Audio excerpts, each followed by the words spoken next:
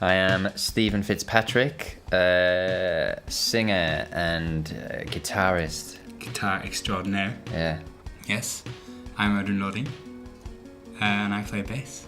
I do backing vocals. And together, we are Hers.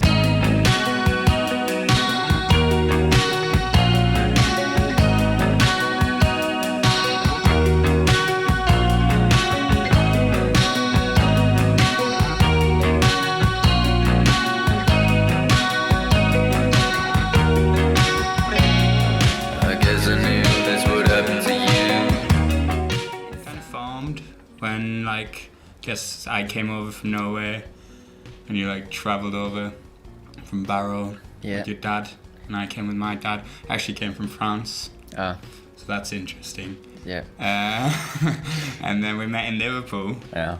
And that was a good time, and we bonded, but we didn't play anything together for a long time. No. You got to create this bridge first. Yeah, a strong friendship bridge. Yeah. Got to be good foundations and whatnot, and then you've got the band that comes in eventually. Yeah, on top of this strong wall we've built. Yeah, and in terms of where we are right now, I feel like maybe we're on the cusp of something right now. Maybe we're. We'd like to think we are. We tell ourselves every day when we wake up, I'm on the cusp of something. We're just tick-tocking and rocking. It's not uncommon for us to recognize that we only have so much time to chase our dreams. That although it may be scary, there are certain paths in life that we have to follow. It's also not uncommon for these dreams to be crushed by reality, by how hard it is to thrive while in pursuit of something greater. And then, eventually, most of us have the luxury to move on, to carry on despite our failure and hold regrets of a dream never realized. So many people wish they would have stuck with their passions and seen them through. This pain of regret weighs so heavily on people that at times it can feel like pure misery. But what's even more painful is having a dream cut short, getting a taste of what you've been chasing and having it yanked away. Hers is an unfortunate case of buried dreams. Their innovative dreamlike guitar, completed by creative bass lines, merged to create a sound that you could instantly recognize as hers. And though lead singer and guitarist Stephen Fitzpatrick was also a drummer, the band used a drum machine as the band remained a duo. Their dynamic as a duo and as friends is what really drew fans in to be closer than just listeners. Everyone could tell that they were friends first and a band second. Not because their music wasn't any good, but because you could simply tell that their friendship is what fueled their dreams. The story behind Harvey. So, Harvey is a film. Basically, Harvey is a gigantic invisible rabbit that his best friend is Jimmy Stewart. And obviously, only Jimmy Stewart can see it. Amazing. Sometimes you're Harvey, and sometimes I'm Harvey. And he's Jimmy Stewart. Okay. It's easy to see how their personalities and interests shine through to their music and message. Hers wasn't a band, they were friends that happened to play music.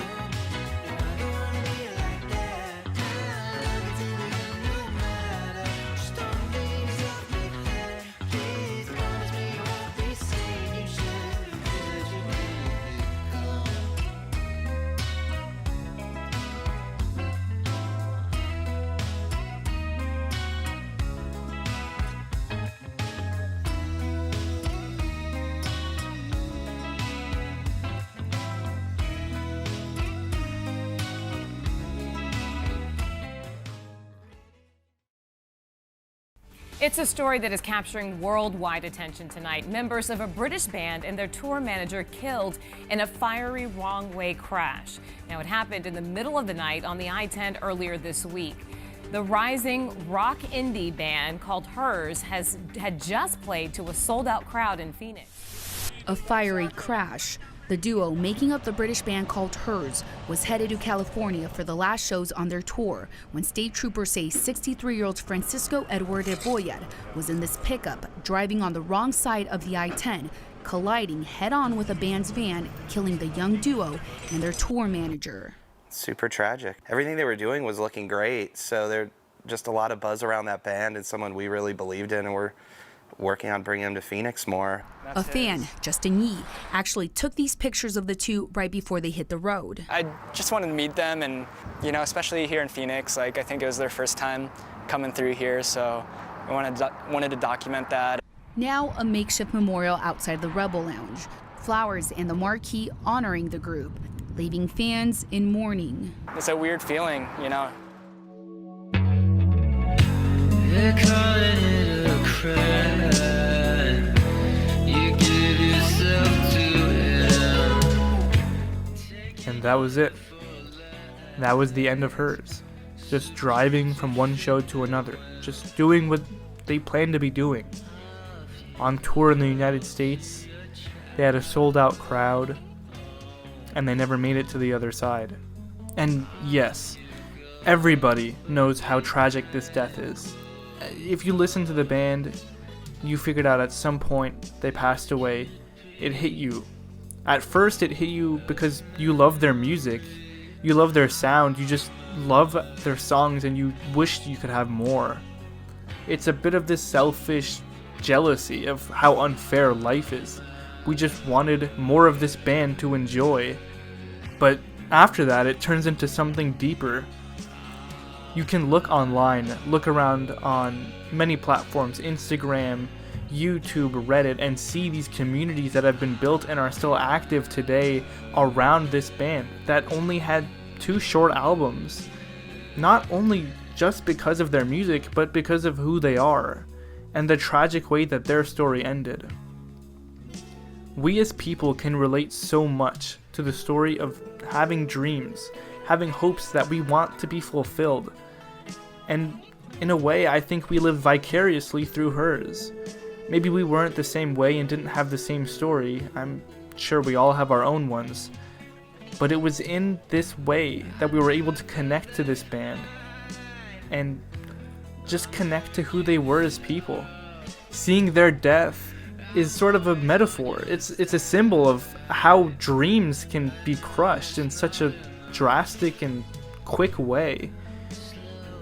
They never had their dream fully realized, but hers lives on today, and they were able to do great things while they were alive.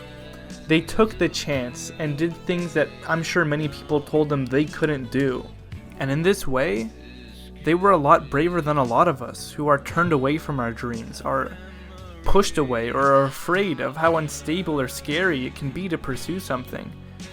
But they did it. They had the ball rolling. They had a band. They were going on tours. They were getting shows. They had fans. And they passed away just like that. They always say this when someone dies, that it shows you how temporary and fragile life is. But I think it's something deeper than that here. Not only with hers, but with other great artists who die, especially people who die too young. We see ourselves in them, especially as younger people. People listening to this band in this new age of music who are in their teens or their 20s, who also have this high hopes of dreams, are in the peak of where they should be doing the most with their lives. And we see this band, we connect with them, and we see them fall. And it's like a chunk of us is shredded open and taken out from us. I want to say a huge thank you to everyone in the community, everyone who listens, everyone who keeps posting, because I've seen some incredible stuff. There's a YouTube channel called Hers Moments that a lot of the clips in this video are from, and they've just logged a bunch of old videos from before their passing. You can check out the r/hersband subreddit, which is still active every now and then, posting things by people like maybe covers or artwork, discussions, even people getting hers tattoos. It's great to keep their memory alive. Although their image won't live forever and their music will eventually fade away in time, for now, we can keep them in our memories and just maybe not be too worried about what we could have gotten or the music that we should have had, but be grateful for the music that we have and the people that they were. Thank you. Hello, I'm Stephen Fitzpatrick. I'm 18 years old and I'm from a small town called Barrow-in-Furness where they make submarines. I'm a musician, I'll say a musician, I'm a drummer. I'm most creative when I'm writing music. usually at night. Brain just works better then. What inspires me is my family, because they're super musical and dead happy, so that's pretty. Still got about 30 seconds. What's the next question? Got 10 seconds. Hello.